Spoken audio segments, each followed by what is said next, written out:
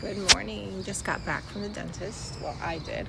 I'm getting my teeth cleaned so that when I talk, I look fabulous. Now, speaking about talking, I am very curious to see what Jimmy Kimmel has to say tonight when he comes back to the airways after Disney suspended him indefinitely last week for what they called insensitive comments regarding Charlie Kirk's alleged assassin.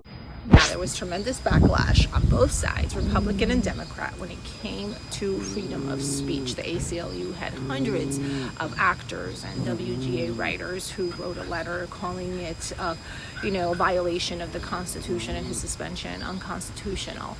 Of course, as a journalist for 15 years, I know the difference between the First Amendment, which is supposed to protect us from government censorship, and private entities having the right to suspend somebody over what they don't deem stands with their vision or their policies. I, for one, am very curious to see what Jimmy has to say tonight. And ABC reversing their decision to have him back also comes after a tremendous loss to their stock. And in less than 5 days, Disney saw thousands of people cancel their Disney and Hulu subscriptions. They lost, according to reports, $4.2 billion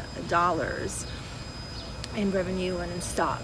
Jimmy Kimmel's suspension only came after the FCC chair went on a right-wing podcast and made threats saying, something needs to be done about Kimmel. We could do this the easy way or the hard way, which even Republican Senator Ted Cruz likened to that of a mobster.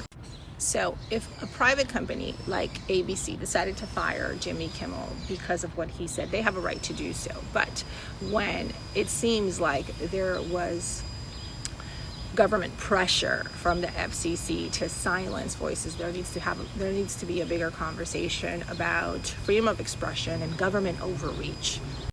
When the government begins to wield its power and affect our freedom of speech, it could have profound consequences on the openness and diversity of thought, which is crucial to a healthy democracy.